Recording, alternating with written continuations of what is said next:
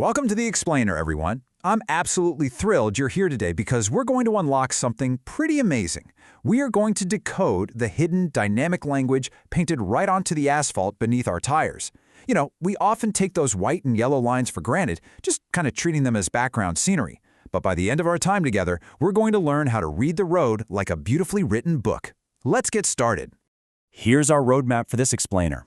We're going to uncover the road's hidden language, break down the grammar rules, decode the center line, master lane discipline, and finally, lock in that safe driver mindset. So let's just jump right in. Section 1. The road's hidden language. So why do we even bother painting lines on asphalt in the first place? Well, let's try a little thought experiment. What actually happens when a roadway has literally zero painted lines? Think about it for a second.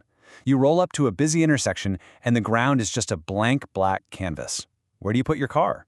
How do you know who goes first or where it's safe to pass? It'd be absolute chaos, right?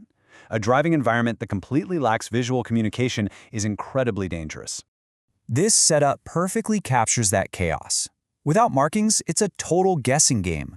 Where is the opposing traffic? Where are the pedestrians crossing? Who knows?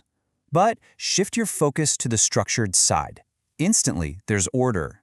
Road markings are literally a language speaking right to you from the ground up. And here's the absolutely crucial takeaway.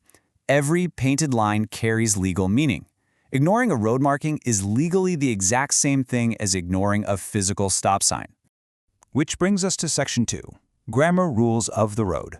Now that we know it's a literal language, how do we actually read its grammar on the fly? To understand this language, it really helps to map the physical job of the road paint straight onto three basic legal grammar categories.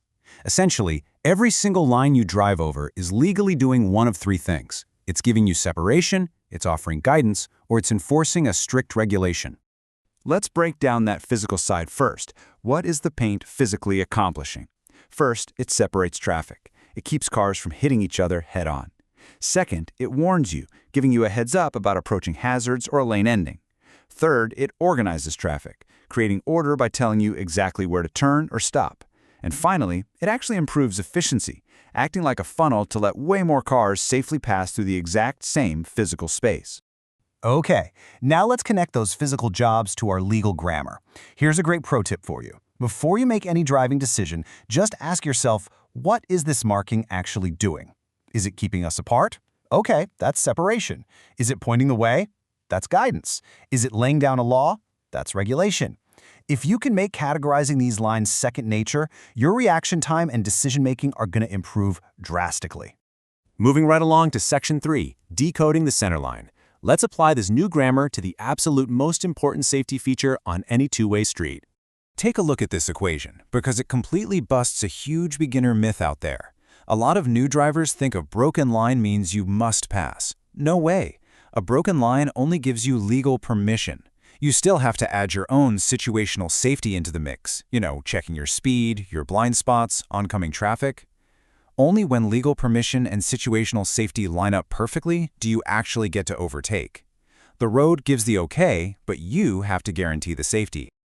I absolutely love this next rule of thumb. Continuous lines appear where visibility disappears. This is just a brilliant way to connect the paint on the road directly to the physical environment and the physics of driving. Let's trace this out visually.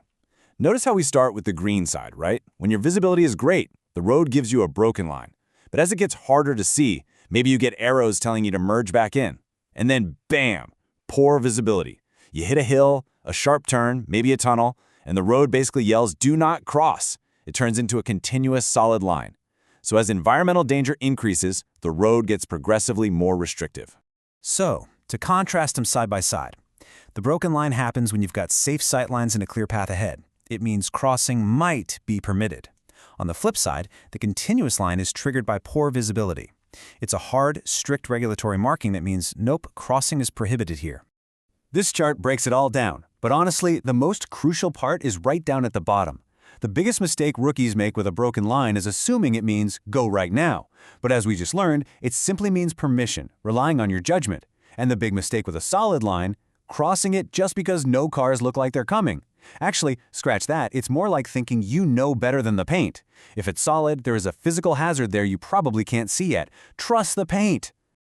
All right, Section 4, Mastering Lane Discipline. We've got the center line down, so let's zoom out and see how these markings string together to form complete sentences. Let's read the road here starting from the bottom. Down there, we've got a broken line. Overtaking might currently be possible. But as we keep moving up, we don't just blindly slam into a solid line.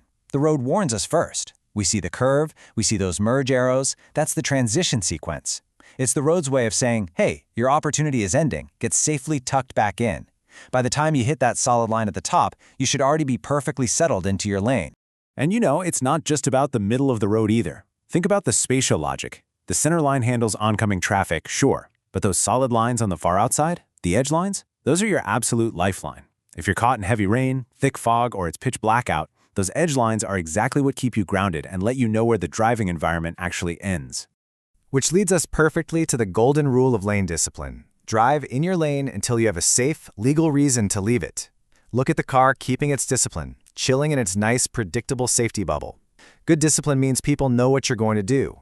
But drifting for no reason, that creates those nasty, red, intersecting hazard zones. It's like throwing a wrench in the gears. Leaving your lane should never, ever be a surprise to anyone else. And finally, Section 5, the safe driver mindset. Let's dig into the psychology that really separates the amateurs from the true advanced pros. Look at the difference in these two mindsets here, especially if you're taking your theory exam. A new driver usually just memorizes the manual. They see a broken line and think, broken equals yes. But a truly safe driver, they focus on the why. They know a broken line is just a suggestion based on situational safety. The examiner doesn't want a robot who crammed facts. They want to see that you actually understand what the road is telling you, why it's telling you that, and how you should react. Listen, if you only take one single concept away from this entire explainer today, please let it be this. Road markings are not independent rules. They absolutely do not exist in a vacuum. And this visualization shows exactly what I mean. The paint on the ground is just the foundational layer. A master driver is engaging in simultaneous information processing. You're reading the asphalt at the exact same time you're reading the speed limits, the street signs, the right-of-way rules. It's like a giant puzzle where all these transparent layers stack perfectly on top of each other. Ignore even one of those layers, and the whole safety system falls apart. So we spent all our time today looking down at the asphalt, but your educational journey isn't over yet. Next time, we're going to lift our eyes up and tackle the signs standing beside the road. We'll get into the psychology of sign colors, why different shapes communicate different urgencies, and how you can actually categorize a sign before you're even close enough to read the symbol on it. I want to leave you with a quick, final thought. Now that you know how to read the road's hidden language, how is your next drive going to change? I challenge you, next time you're in a car, even if you're just riding passenger, don't just zone out. Actively look for this hidden grammar. Ask yourself, what is this line trying to tell me right now? You'll be absolutely amazed at the conversation the road is having with you. Thank you so much for joining me for this explainer. Stay safe out there and keep learning.